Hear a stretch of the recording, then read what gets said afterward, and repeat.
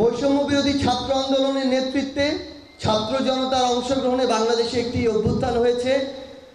আপনাদের আমাদের একটি লড়াইয়ে খুনি হাসিনা ভয়ে লেজ গুটিয়ে দেশ ছেড়ে পালিয়েছে।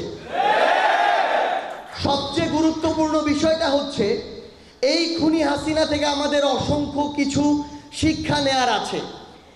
এই খুনি হাসিনা তার নিজেকে বাঁচানোর জন্য নিজে দেশ ছেড়ে পালিয়েছে, তার পরিবারের সদস্যদেরকে বাঁচানোর জন্য নিজে পালানোর আগে তাদেরকে সেফ এক্সিট দিয়েছে।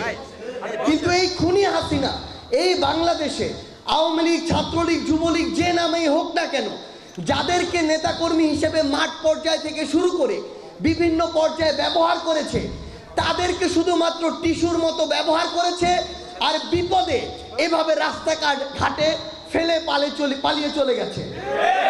সবচেয়ে গুরুত্বপূর্ণ বিষয় হচ্ছে এই নেতা কর্মীদের একটা শিক্ষা নেওয়ার বিষয় আছে।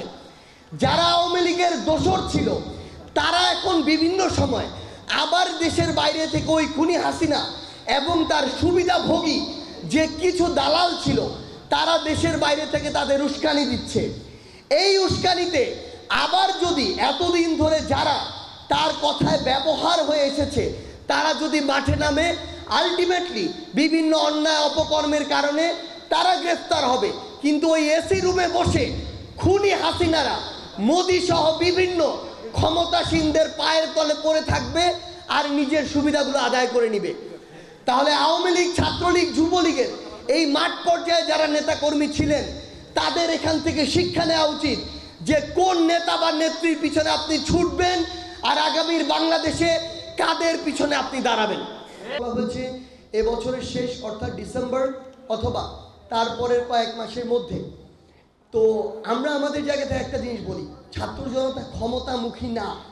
ক্ষমতামুখী যদি হতো 5ই আগস্টে ছাত্র জনতা যদি নির্ধারণ করত এই ছাত্র জনতাই সরকার গঠন করবে, বাংলাদেশের কোনো রাজনৈতিক দলের তার বিপক্ষে গিয়ে কথা বলার মতো স্পর্ধা ছিল না। কিন্তু আমরা ওই 5ই আগস্টে বিজয় নিশ্চিত হওয়ার সাথে সাথে বাংলাদেশের সকল রাজনৈতিক দলের প্রধানদের সাথে কথা বলেছি। আমরা এই অভ্যুত্থানে ফ্যাসিস্ট বিরোধী আন্দোলনের যত অংশীদার ছিল সবার সাথে কথা বলেছি। সবার মতামতের ভিত্তিতে এই উপদেষ্টা মণ্ডলী হয়েছে। তাই আমরা এখনো আমাদের জায়গা থেকে ক্ষমতাকে দেখছি না, আমরা জনতাকে দেখছি। জনতাকে সামনে রেখে অন্তর্বর্তীকালীন সরকার যদি মনে করে ডিসেম্বরে, জানুয়ারিতে, ফেব্রুয়ারিতেই নির্বাচনের উপযুক্ত সময়, আমরা দ্বিমত করব না। কিন্তু আমরা স্পষ্ট করে একটা কথা বলি, যদি এই নির্বাচনটিকে যে কোনো শক্তি, যে কোনো পক্ষ, যে কোনো গোষ্ঠী এই নির্বাচনকে সামনে রেখে বিন্দু মাত্র ক্ষমতার অপব্যবহার করার চিন্তা করে, বিন্দু মাত্র প্রভাবিত করার চেষ্টা করে যে কোনো বাংলাদেশের একটি সেন্টারে, তাহলে ওই সেন্টারটি হবে আমাদের পাল্টা আরেকটি অভ্যুত্থানের ক্ষেত্র। এই নির্বাচন বাংলাদেশের অর্ধ শতাব্দীর ইতিহাসের সবচেয়ে সেরা স্বচ্ছ নির্বাচন হতে হবে। এতে বাংলাদেশের কোন একটি রাজনৈতিক দল যদি 300টি আসনও পায় আর কেউ যদি কিছু না পায় তাতেও আমাদের আপত্তি থাকবে না।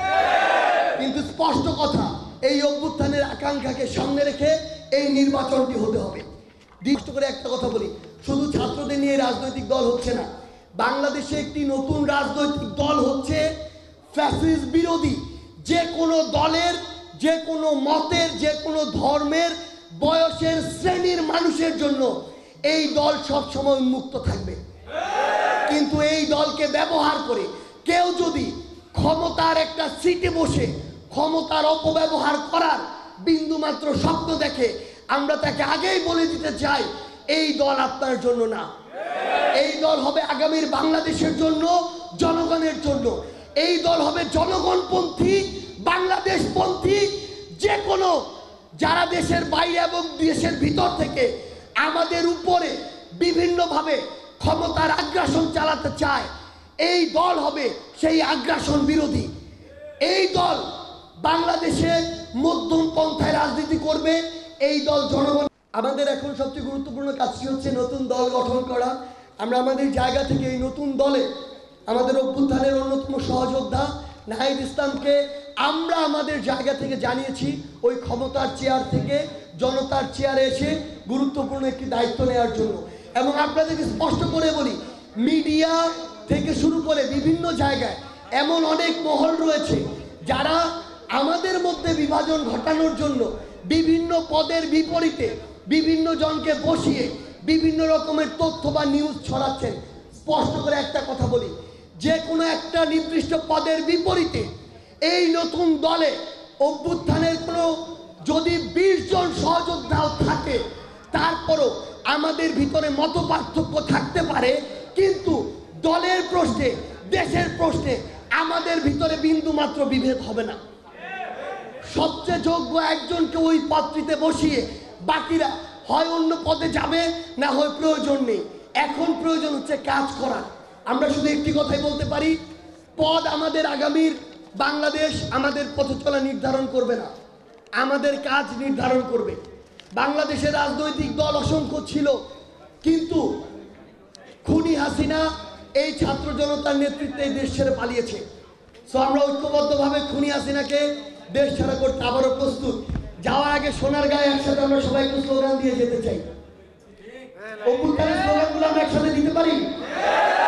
ঠিক আছে, আমরা আজকে স্লোগান দিয়ে যাচ্ছি, আরেকদিন স্লোগান দিয়ে আবার সোনারগাঁয়ে আমাদের যে যাত্রা সেটা শুরু।